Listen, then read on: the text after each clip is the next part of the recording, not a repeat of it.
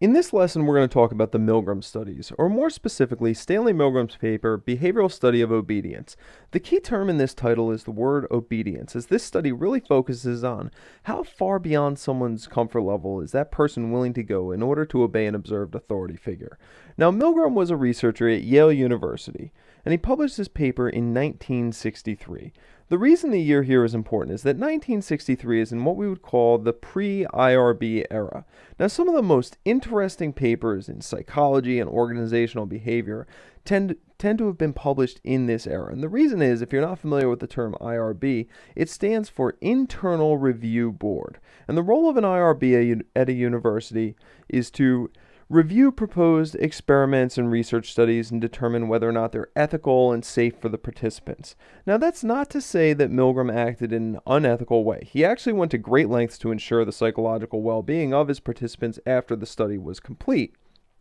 But as we go through the details of this study and you hear about the outcomes for participants, you'll begin to see why it would be very unlikely to see a study like this take place in today's research environment. Obedience is a really interesting topic, but before we go on and discuss Milgram's studies, we really should answer the question of, why do we care about obedience? Milgram was inspired to study obedience because of the role that it played in crimes against humanity both before and during World War II.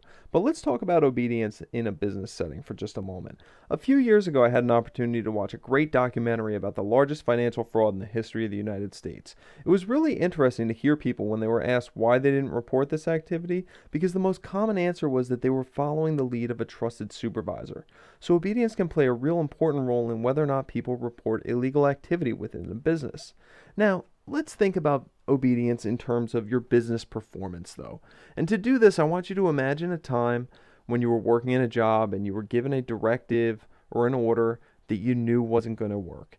And instead of going ahead and following it, you told your boss, hey, this isn't going to work, and this is why. And then together you came up with a solution, and you took this solution as your new decision, you followed that, and it worked perfectly.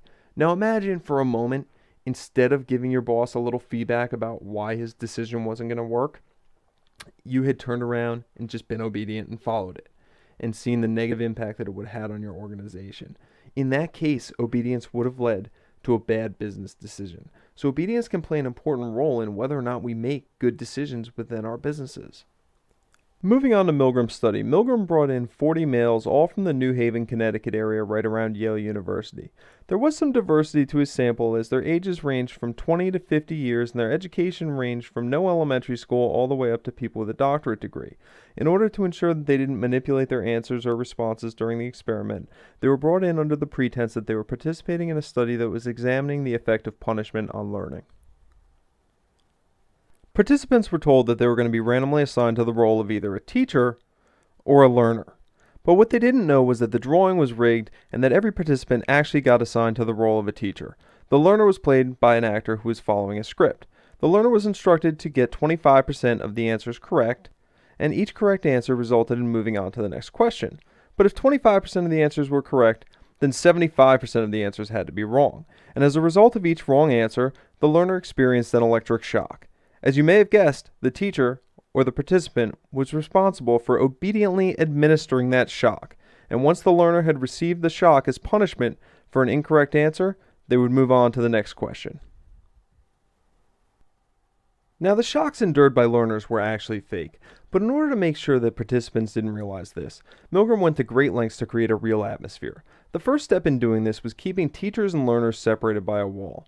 This helped to ensure that the participants never actually saw how the learners responded to the fake shocks. The second step, as you can see from the picture below, was using a very pristine laboratory at Yale University and making the gentleman running the experiment look very official by wearing a lab coat and maintaining a professional demeanor. Milgram also made sure that the shocking machine looked very real by using high-quality parts and precision engraving. But perhaps the most important part of making the whole atmosphere seem real was starting off the experiment by having the teacher or the participant experience a 45-volt test shock. This let the participant experience what they thought the learner was going through every time they got a question wrong. The shocks received by learners were delivered in increments of 15 volts. So the first incorrect response resulted in a 15-volt shock, the second resulted in a 30-volt shock, and so on and so forth. On the participant's terminal, these different shock levels were grouped into categories of 4, labeled slight, moderate, strong, very strong, intense, extreme intensity, danger severe, and the final 2 levels were marked XXX. Now, if a participant actually made it all the way to the 300-volt shock, at that point, the learner would bang or kick on the wall to indicate that he was in pain. This action would be repeated again at 315 volts. Then, after a 315-volt shock, the learner would no longer respond to any more questions. If the participant asked how to handle no response, he was simply told, treat it as an incorrect answer, deliver a shock, and move on. Now, naturally, this created a little bit of resistance on the part of some participants. I mean, after all, there was some concern that the learner wasn't responding because he'd been knocked unconscious by all these electric shocks. But Milgram was prepared for this. That's why he gave the gentleman running the experiment a series of scripted responses to deliver if the participant showed any resistance at all during the experiment. Those scripted responses were, please continue or please go on. The experiment requires that you continue. It is absolutely essential that you continue, and you have no other choice. You must go on. Now, before the experiment even started, Milgram had some experts come to a general consensus about what they thought the participants' behavior was going to look like here. And they thought few, if any, people would go beyond delivering a very strong shock. And that out of our whole population, maybe about 1% of all people would go as far as delivering a 450-volt shock. Now remember, our sample here was only 40 people, so based upon this, we might have had maybe one person deliver a 450-volt shock, according to these predictions. Well, how did the participants really behave, you're probably wondering? Nobody stopped at the predicted stopping point. In fact, nobody stopped until the learner banged on the wall, and that's where 5 out of 40 participants stopped. Another 8 stopped at the extreme intensity level. One more stopped at danger severe, but 26 out of 40 participants made it all the way to the end and delivered what they believed to be a 450-volt shock to a possibly incapacitated subject. Now, I just learned how to use some new colors in this program, so we're going to have some bright, exciting, engaging colors to work with as we near our conclusion. As 26 out of 40 of Milgram's participants went all the way to the end and delivered what they believed was a 450-volt shock to another person, you may be left with the impression that these people were okay with delivering this punishment, but that's not 100% true. You see, Milgram's study pitted 2 of our core values against each other. The first value is to be kind to other people, and the second value is to obey authority. Now, as these 2 values conflicted with each other, several participants began to look worried or stressed out throughout the experiment, and some of them even broke out into sweating fits. Near the end of the experiment, some participants started shaking and smoking cigarettes.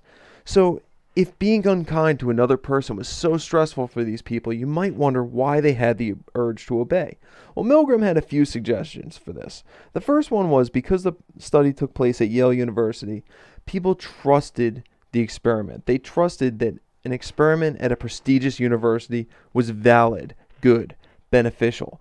They also believed in the purpose of the experiment as they thought it was going to help us to gain a better understanding into the process of learning. They also thought that the learner had made a choice to participate in this experiment, and because they had made a choice, what they were doing was not wrong. And the participant had made a choice as well, so they felt obligated to participate. Finally, they also felt like it was by chance that they were the participant and not the learner, so they could have been on the other end of receiving the shock, which made it so they weren't really doing something so wrong.